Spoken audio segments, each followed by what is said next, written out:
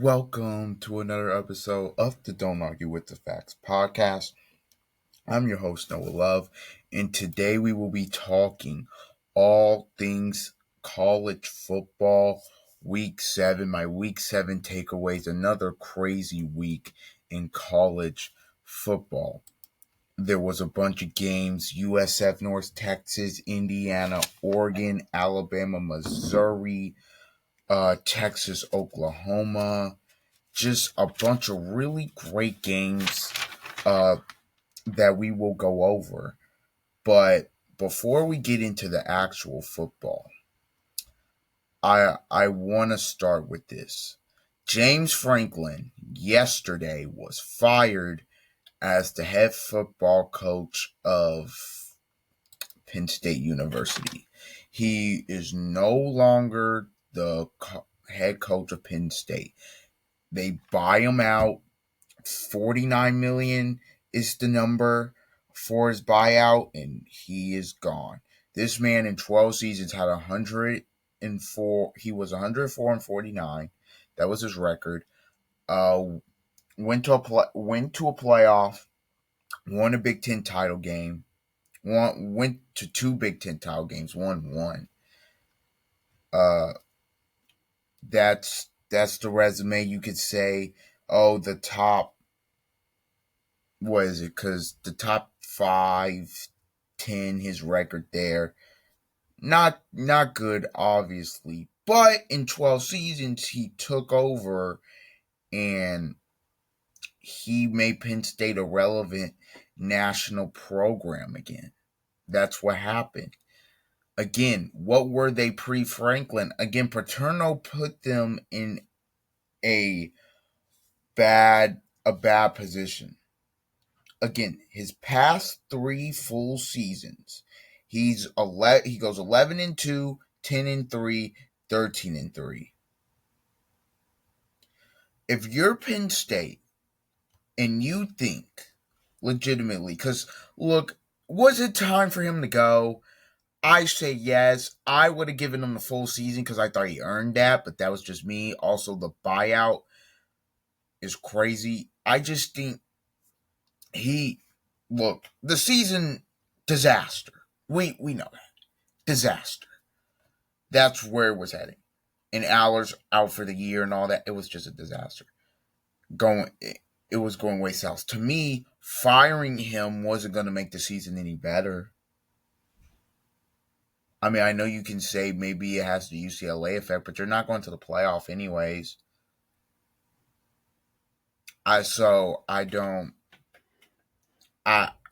For me, I was never a Fire Franklin guy because I was always like, look at his record and is the grass greener on the other side? Again, look at you. What were you pre-Franklin?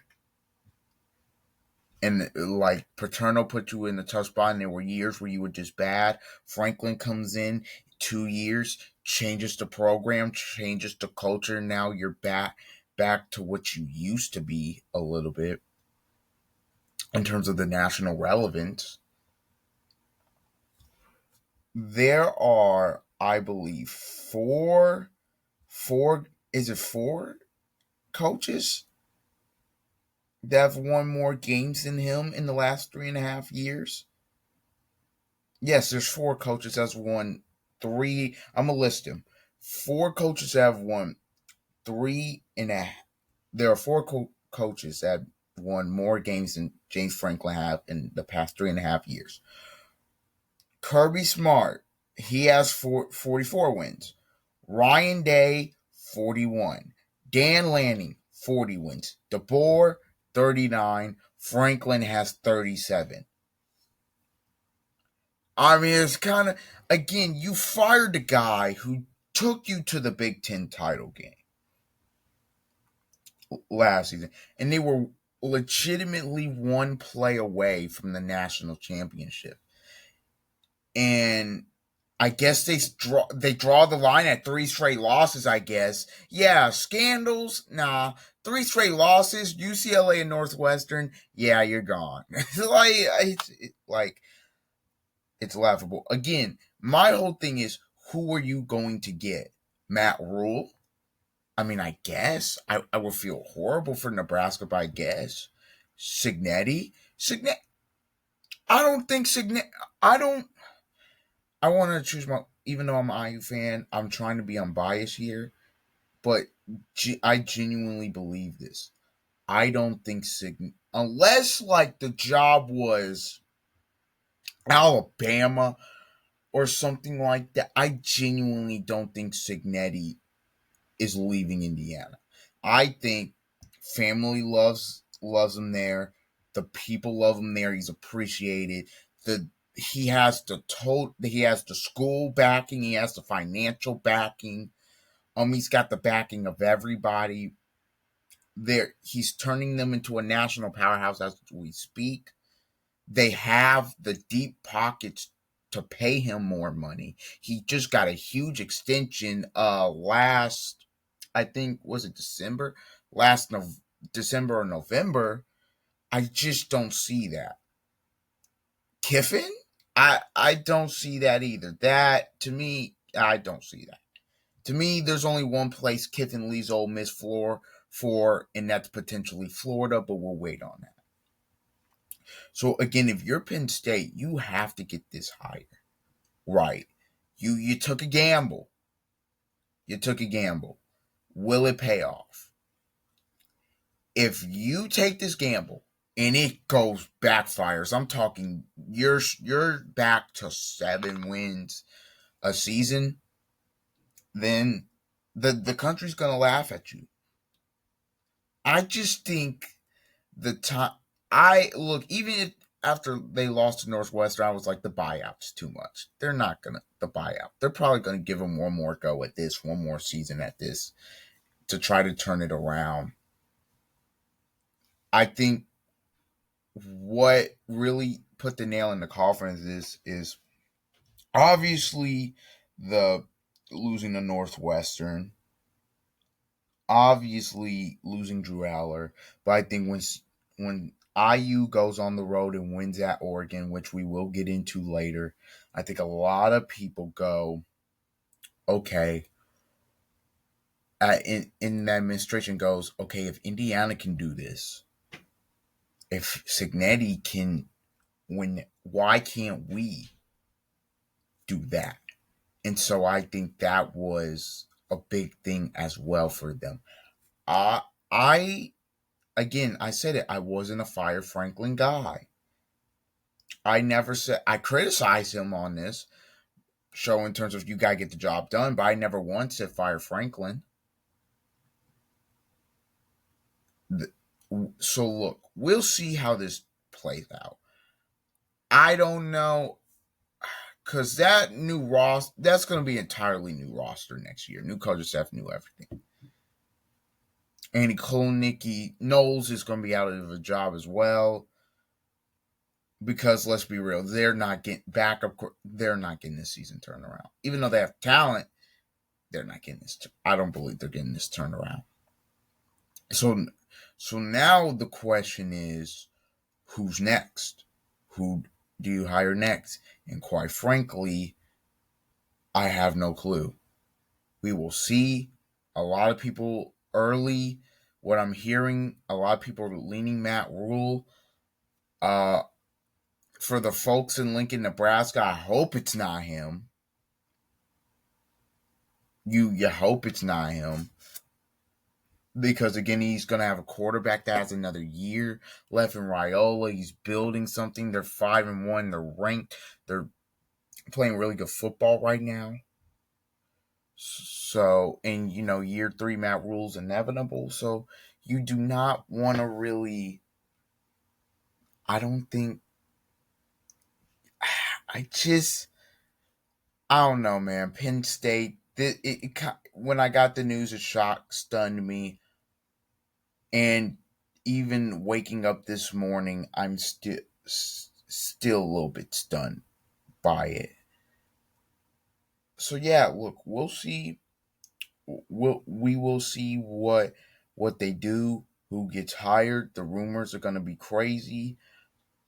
And yeah, Penn State. I wanted to spend time on that to start because that was some big news. Now, let's get into the actual football. Let's just start with the biggest game of the weekend.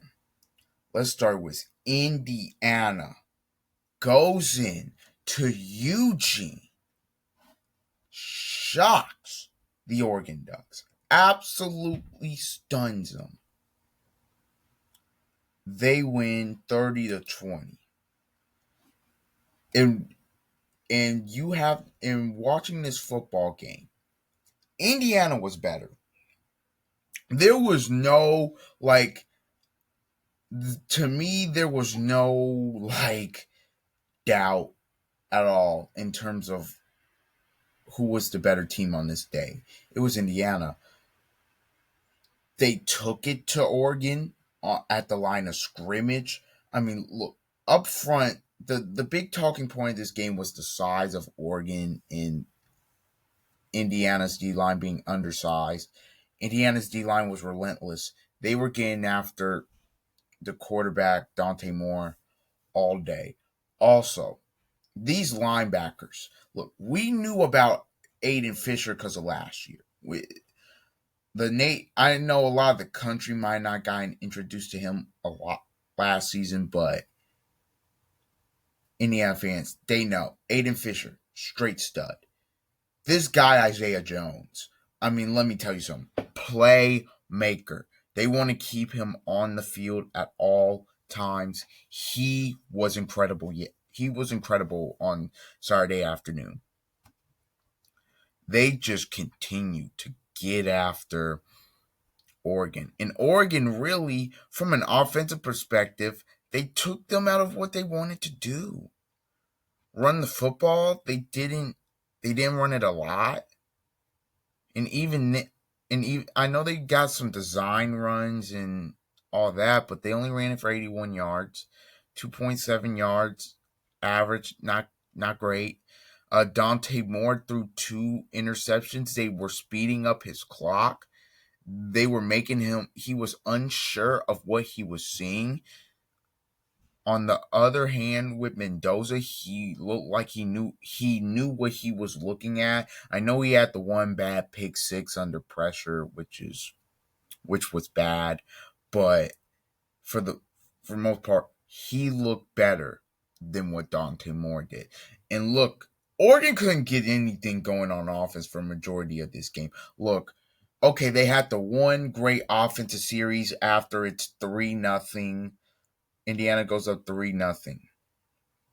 And it's a coverage bust by Amari Farrell. Oregon goes up 7-3. You're thinking, okay, here. Oregon's up. Let's see what Indiana does. And then Indiana immediately comes back. 10-7 game. Immediately comes back. Big time answer. Not Indiana wasn't intimidated by the atmosphere. I actually think they handled the atmosphere quite well. Let me get my thoughts. Part of the reason this game was close was self-inflicted wounds. Indiana just couldn't stay on sides. A bunch of false starts, and I don't even think it was the noise. It was the shift Oregon was doing, and they continued to do it and continue to catch Indiana. So, look, Indiana has some things to clean up from that aspect.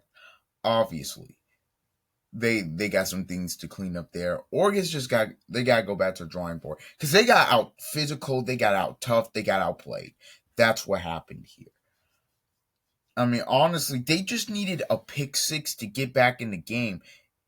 And to me, this was also a culture win because Mendoza throws that pick six. Worst case scenario, up 20-13. You're driving down to ice this game and make it 27-13 or at least 23-13. Make it one of the biggest, if not the biggest win in program history. He throws a horrific pick six. Signetti, I guess, on the sideline says, "You having fun yet?" He's like, "Yeah." And I was like, "Okay." And I guess they're like, okay, go make a play. After that, because if this was old Indiana, that would have broke them. They would collapse. Done. They immediately go back. Next possession, 27-20. Immediately after that, interception. They kick the field goal, make it 30-20 late. Oregon interception, ball game. So for the amount of adversity they faced in this game, at time, because Oregon was playing physical, there was a missed PI call early, and Signetti just went ballistic, and I can't blame him. In a game like this, you can't be missing that. Refereeing, we will get into because it was horrific all around the country. But just being able to weather the storm and being just mentally tough enough to like, look, this is a game of ebbs and flows, up and downs. We are going to stay the course here. And that was Indiana did. And Indiana, for the first time in my lifetime, legit national title contenders. That was a statement win. Statement. I said they were better than last season. You saw, I think they were more talented, mainly up front. This isn't one of those fluke wins. They went in and they beat Oregon. Oregon doesn't lose at home. Genuinely. If it is so hard to go into Autzen Stadium and beat that team. And Indiana did it. So big time props to them. Massive win for Curt Cignetti and the Hoosiers, and the biggest statement anyone will make all season. I mean, that win that's as big as it gets in college football. That's as big as it gets. That is an outstanding win. In Indiana, it looks like, as long as they handle their business, it looks like they could be going to the Big Ten championship. As long as they handle their business. That UCLA game's tricky. On the road at Maryland, that's kind of tricky as well. The Penn State game on the road, but we'll see. We'll see on it. All right. Now let's get into some of these other games. I gotta get to this Alabama Missouri because I really want to talk about this game because of one guy. This guy Ty Simpson is pro football ready. Think he's NFL ready. Think he's that good. I think he's that good already. There is nobody. I don't care who you throw out. Sellers, Mendoza, what's the other guy? Oh, Dante Moore. I was trying to think of his name. I don't care who you throw out. There is nobody that right now looks more NFL ready than Ty Simpson. You heard it here first. This guy, the poise he plays with, the pocket presence, his ability to extend the play, he's very accurate. I mean, look, you will not see a better big time throw on fourth down I think maybe all season, unless he does it again. That 4th and 8 throw when they're up 20, what was it? I believe it was it was 20 to probably. They were trying to go up 2 scores here, so 2017 is what the score was. And on 4th and 8, you're thinking, okay, gonna kick a field goal. No, they're gonna go, and he just drops a dime, straight dime. They go in, it makes it 27-17. Obviously, Missouri, they try. Look, they got a quick score. They get the ball back. And Bo Prabila just didn't look good. Didn't look good. The ability to run the football gave Missouri's ability to run the football gave the Bama defense trouble.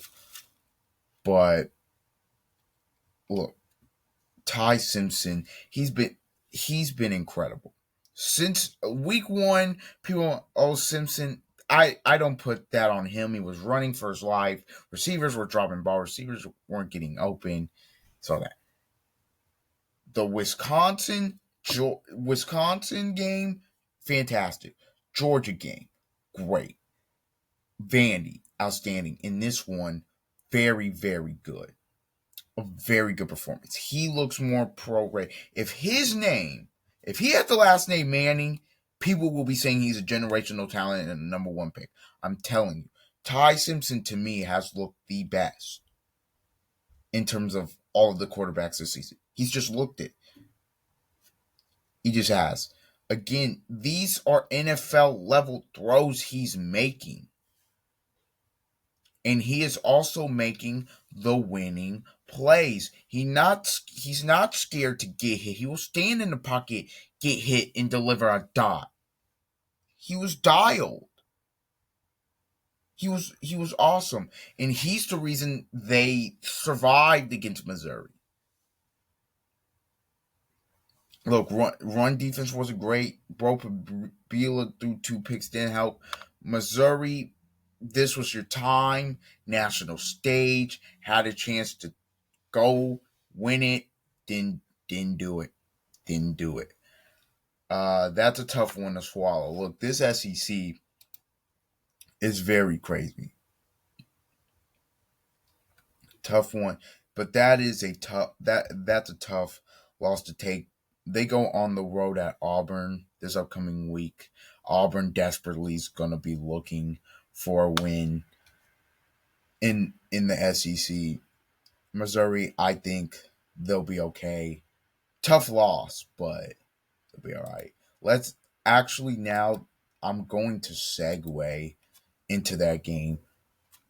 Georgia and Auburn. Georgia defeats Auburn. You know what you came here for. The fumble play. The fumble play. It's 10-0 Auburn. They're going in to make it 17-0, and the ball gets punched out, and people are saying, is it a touchdown? Is it not? It's ruled on the field that I think on the field it was ruled a touchdown. And then they went back and changed it, and they said it was a fumble. Here's my issue. Here is my issue with the play. My issue is that there was no indisputable evidence to overturn it. So whether you think it's a fumble or whether you think he crossed the plane and then got it punched out,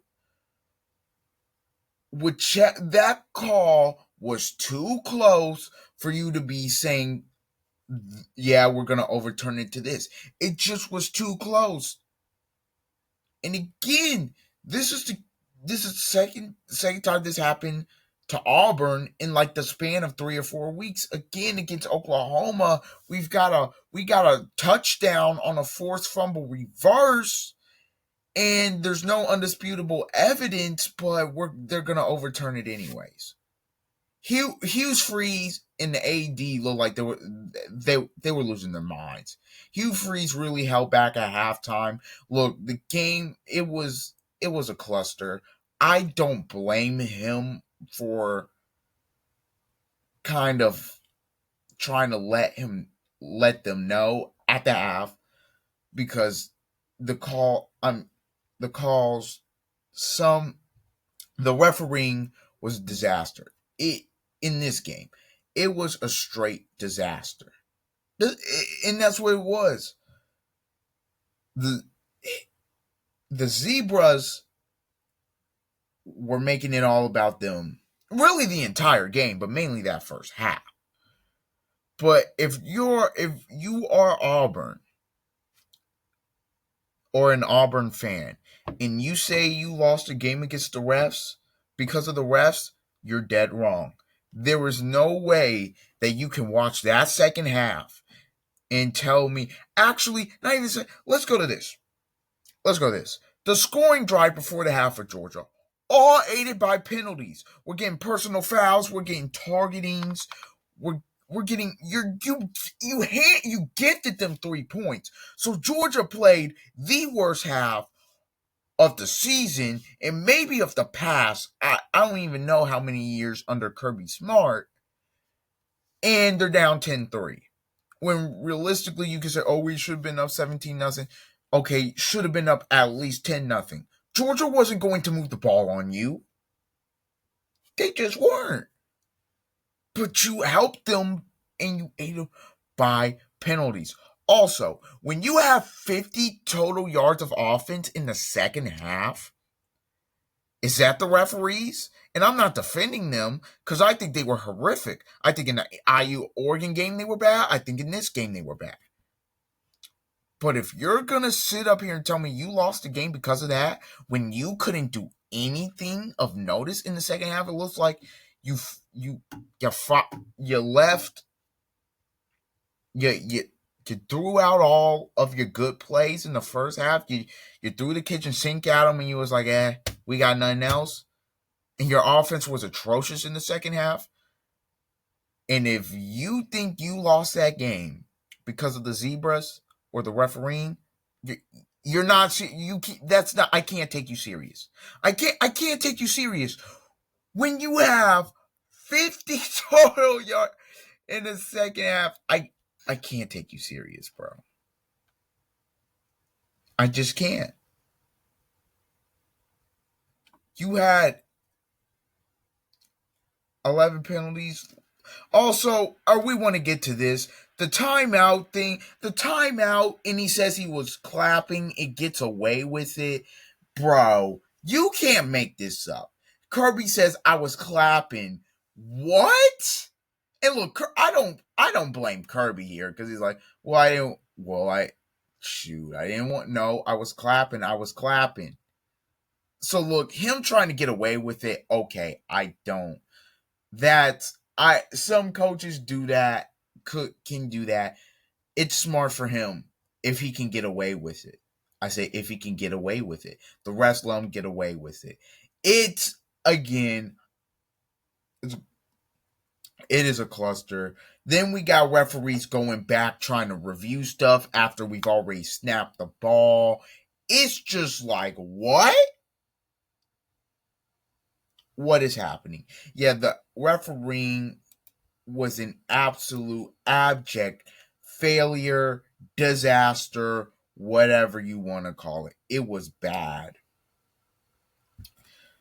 It was bad. It was bad. It was bad. So yeah, that's my real take on that game. Auburn.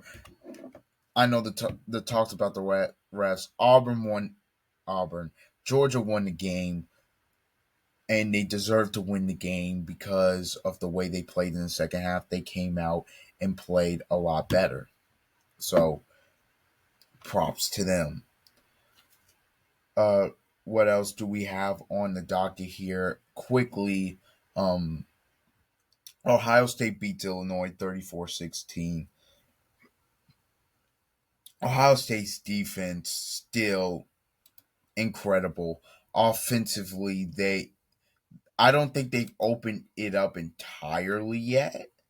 But saying has looked good. He's played well. They've been able to run the football. That defense, they're not going to need to open anything up until probably Michigan. That's how I feel in terms of their schedule. That's genuinely how I feel. Look, Illinois, they lost to two of the top 3 teams in America. They're fine. They're fine. They're out of the top 25, which I guess you can have a discussion about why that is and how you feel they should still be in there, but it is what it is. They put up a decent fight, but I just felt like Ohio State, they're just too good. That's genuinely It's genuinely how I felt. Some other results Friday night, South Florida, just they just stomped North Texas. Byram Brown, the offense of South Florida clicking on all cylinders. That South Florida Memphis game in a couple weeks is going to determine who probably, unless they rematch in the American Championship, that's going to determine who probably is the P4 team, the group of 5 team in the playoff. That's probably going to be determined. Look, I don't want to sleep on UNLV. I get they're 6-0, but like Air Force just took you down to the wire. I know it's an unconventional offense, but I don't know, man. I don't know, man. In terms of that, I don't see it. Because USF and Memphis are going to have better resumes, so I don't see it. Yeah, some other results in college football. LSU beat South Carolina 20-10. I'm not impressed. LSU, great defensive performance. Offensively, they still have things to clean up. Tennessee beats Arkansas 34-31. Great game. Taylor Green played well. Tennessee, you could have felt maybe like this was a little bit of a trap game because you have the third Saturday in October this week against Alabama. Joey Aguilar played well. 221, a touchdown. They were able to run the ball efficiently. Deshaun Bishop, very good night or afternoon against Arkansas. Look, Arkansas played them tough, just couldn't get done. They're in the running for a new coach as well. But Tennessee handles their business at home. Good win. Now let's get to Texas. Texas beats Oklahoma 23-6. I just have this to say. Boy, was this ugly. It wasn't the most aesthetically pleasing game. John Mateer coming back from the dumb. He threw 3 picks. He was not himself. Look, he was wiping blood on the back of his towel because from the surgery wound. He was bleeding from the surgery wound, basically. That look, he probably should not have been out there. But it's Red River. He's like, I need to get back so I can gut it out. Get maybe the little bit of rust I had off me. And boy, he had a lot of it. Again, John Mateer sometimes is already mechanically, it's not great all the time. It's not great. He does have some mechanical flaws. But what happens when you're injured, your mechanical flaws get worse. And there were some of these reads by Mateer, they were bad. They were just bad. They were bad. Arch outplayed Mateer, but Arch, he was efficient. 1 touchdown, no pick, 166. He protected the football against a very good Brent Venables defense. And that's what he needed to do in this football game, is to really protect the football, and that's what he did. Texas, there's a run game. There's a run game. There is a run game, ladies and gentlemen. They were able to run it for 136 yards. Meanwhile, Oklahoma, they just got nothing. 1.6 yards a pop. They're against the 3 Power 4 teams they've played this season. It's 2.1 yards per carry. Jade and I only had one. You're just getting nothing in the run game.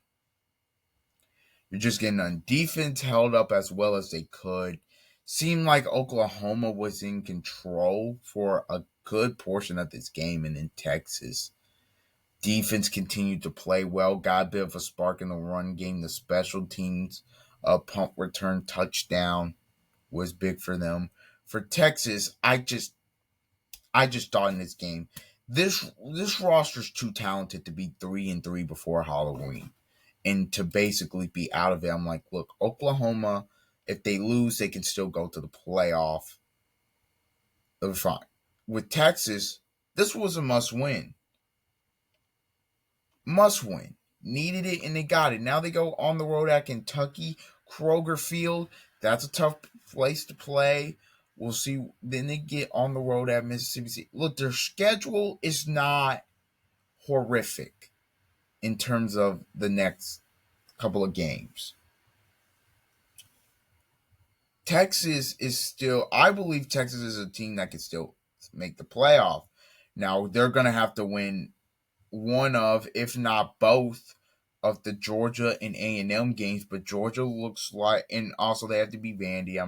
I don't want to discount them as well. I don't want to discount them because they're a very good football team, but they're going to have to find a way to beat that Georgia and A&M. Georgia looks like a winnable, gettable game because they are a very young football team. We'll see how they're playing at that point in time. And then Texas A&M is playing very well. Look, for Texas, this is a very, very good win. This is just one that you needed to feel better about yourself and feel better about what you put. To me, this was about, at some point, as Texas, you gotta have some pride. You play for the University of Texas. You have to show some physical toughness, some mental toughness, and I just think you needed to have it more, and they got it. And Texas won mainly because they just needed it more than Oklahoma did, and that was the main story of the game to me. So yeah, some other scores around the nation. Ole Miss struggling with Washington State. What the heck? This what the heck? They did not look like a top 5 team. They beat Washington State 24-21. Just trap game, letdown game, whatever. A&M looks good. They beat Florida 34-17. A lot of people saying this is the week A&M gets got. This is the week. This is the week. This is the week. And it just hasn't happened yet. Credit to Mike Elko. He's doing a fantastic job. Marcel Reed's playing great football, and that defense is shining each and every week. Billy Napier, yikes.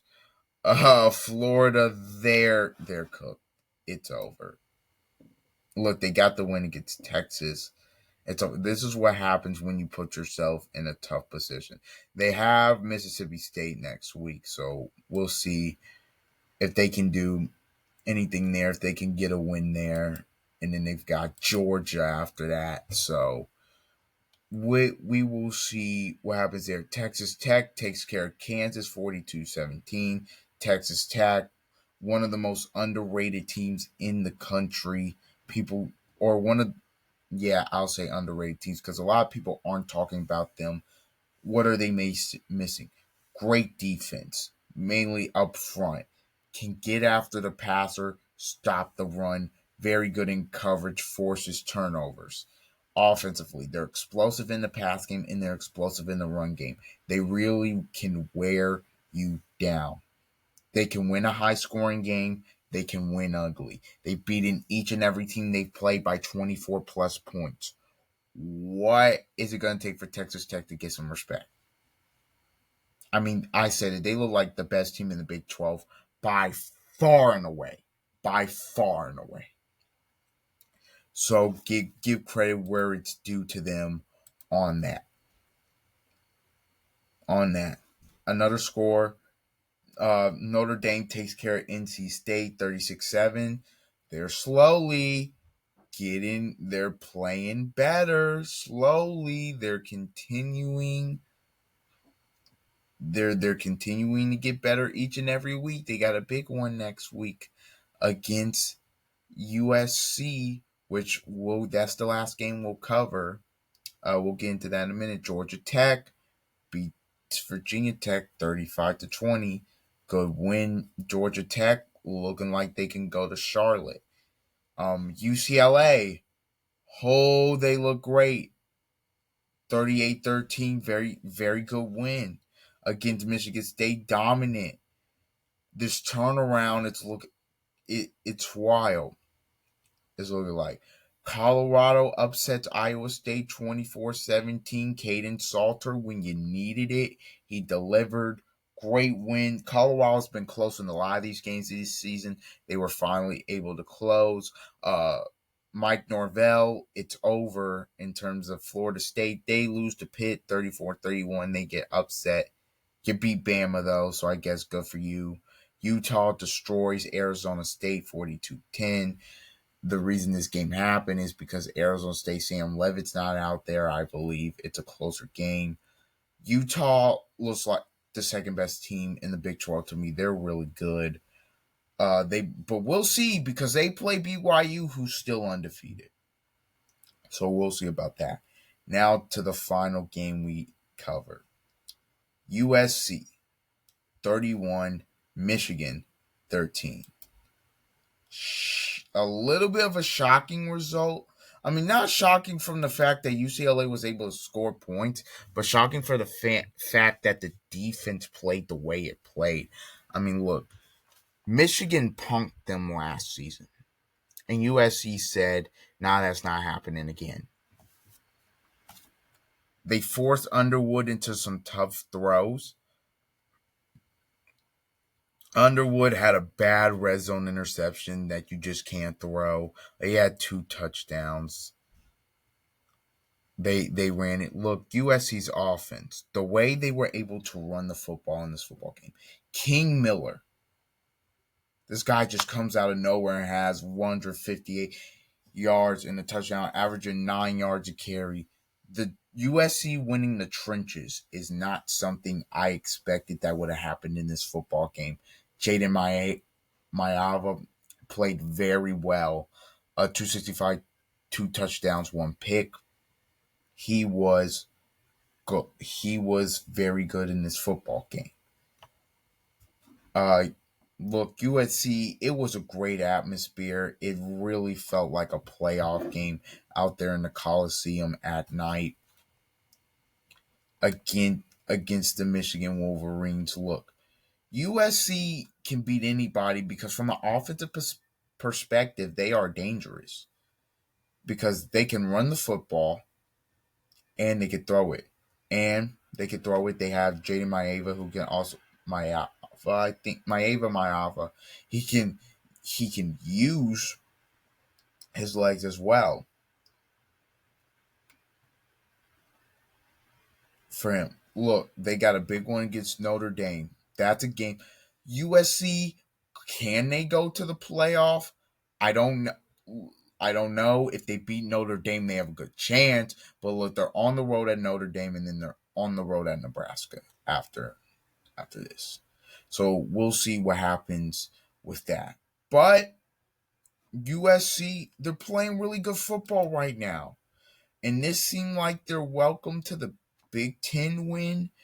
A real established Big Ten powerhouse comes into their house, and they would not be denied tonight. And it's a very good win for Lincoln Riley. Very good win for the program. They needed it bad. They got it. Michigan, tough loss. You haven't looked the greatest this season. They're still a young team with a young quarterback. I feel like they'll bounce back. But yeah, USC, also Makai Lemon, absolute stud. Just the physicality, offense, lethal. Yeah, so USC wins it to go to 5-1 on the season. And very good win. We have a crazy slate for week 8 of college football. We will get to that sometime later this week. But this has been it for my college football week 7 takeaways and James Franklin getting fired. Please like, comment, share, subscribe, and until the next time, See ya.